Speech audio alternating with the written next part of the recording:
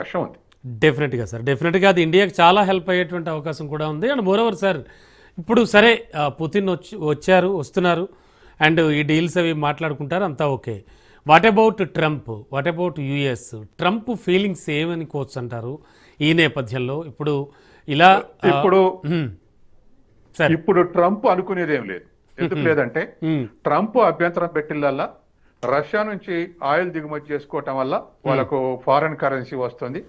China భారతదేశం యొక్క ఇద్దరు కొనుగోలు చేయటం వల్లనే రష్యన్ ఎకానమీ నిలబడుతుంది. అవి దిగుమతి చేసుకోకుంటే కుప్పకూలిపోతుంది, యుద్ధం చేయలేదు. కాబట్టి దానికి అభ్యంతరం చెప్పాడు. మనం కూడా ఇవాళ అమెరికా తోటి మనం ఫారెన్ ట్రేడ్ అగ్రిమెంట్ ఆఖరి స్థాయిలో ఉన్నాం, కుదుర్చుకునే స్థితిలో ఉన్నాం, చర్చలు జరుగుతున్నాయి, దరిదాపు ప్రీ ఫైనల్లో ఉన్నాం.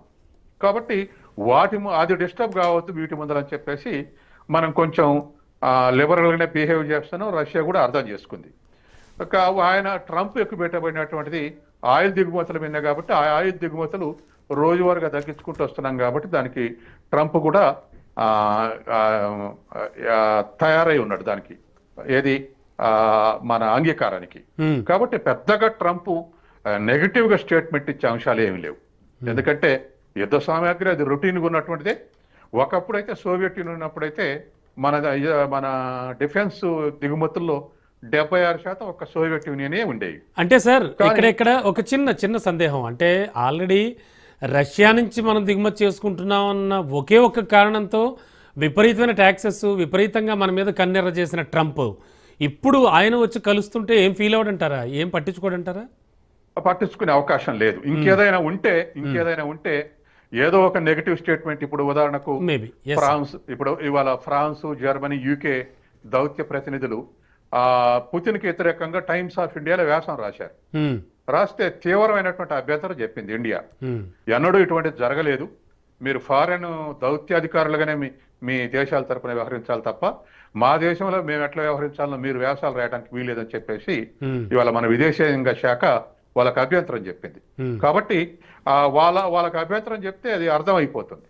తర్వాత రెండవది ఉక్రెయిన్ తర్వాత రష్యా వారి మీదుగా ఒక ప్రైమరీ చర్చలు కూడా జరిగే అవకాశం ఉంది. అది ఎట్లా ముగిస్తే బాగుంటుంది అనేటువంటి నా డౌట్ కూడా అది ఉంది సార్. యాక్చువల్లీ అంటే ఆ యుద్ధానికి సంబంధించి, వారికి సంబంధించి ఏమైనా ఓ కంక్లూజన్ దిశగా ఏమైనా చర్చలు జరిగే ఛాన్స్ ఉందా అని అడుగుదాం అనుకున్నాను.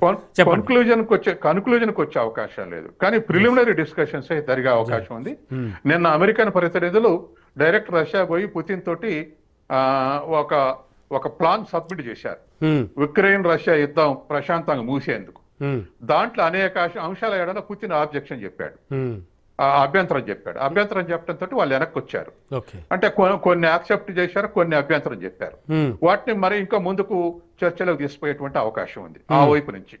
ఇక్కడ ఒక ప్రిలిమినరీ డిస్కషన్స్, ఎట్లా నష్టాలు జరుగుతుంది, ప్రపంచానికి ఏమైనా నష్టం జరుగుతుంది, సప్లై చైన్స్ ఎట్లా కట్ అయినాయి, మిగతా దేశాలకు వాణిజ్య సంబంధాల విషయంలో ఎట్లా ఇబ్బందులు వస్తున్నాయి, ఇవన్నీ కూడా వరల్డ్ ట్రేడ్ కూడా స్లో డౌన్ అయింది ఈ ఉక్రెయిన్ రష్యా వార్ వల్ల.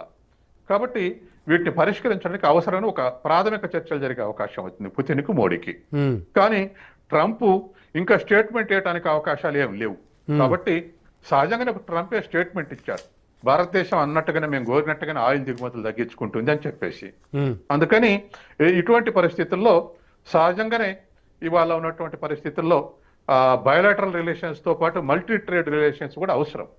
అన్ని దేశాలతో కూడా వాణిజ్య సంబంధాలు అవసరం. ఒక దేశంతో వాణిజ్య సంబంధాలు ఉంటే గతంలో ఒక 50 ఏళ్ల కింద అవసరాలు తీరినాయి, కానీ ఇప్పుడు అవసరాలు తీరవు. ఒక్క అమెరికాకే కాదు, ఏ దేశానికి అవసరాలు తీరవు.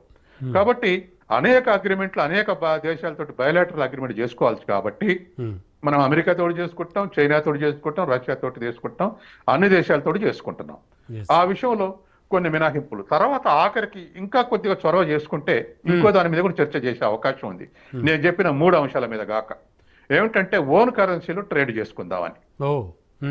ఓన్ కరెన్సీలో ఇదివరకు బ్రిక్స్ లో ఆ పని చేయకపోతే ట్రంప్ కు చాలా కోపం వచ్చింది. బ్రిక్స్ దేశాలు, బ్రిక్ లో ఎవరెవరు ఏ దేశాలు ఉన్నాయో తెలుసు కదా, బ్రెజిల్, రష్యా, ఇండియా, తర్వాత చైనా, సౌత్ ఆఫ్రికా. ఈ 5 దేశాలు కలిసి ఓన్ కరెన్సీ ట్రేడ్ చేద్దామని ట్రంప్ కు అధికమైన కోపం వచ్చింది. మా డాలర్ ని తొక్కేయాలని వీళ్ళు పని చేస్తున్నారని. స్టేట్మెంట్ కూడా అసలు ఓన్ కరెన్సీ చేస్తే కూడా టారిఫ్లు వేస్తానని బెదిరించాడు. ఉమ్, కానీ ఇప్పుడు ప్రైమరీగా ఆ అవసరాలు తీరుకునేందుకు రూబుల్స్ రూపాయలలోనే ఉమ్. ట్రేడ్ చేసుకుందాం అనే దాంట్లో కూడా ఒక ప్రిలిమినరీ డిస్కషన్ జరిగేటువంటి అవకాశం ఉంది. Yes.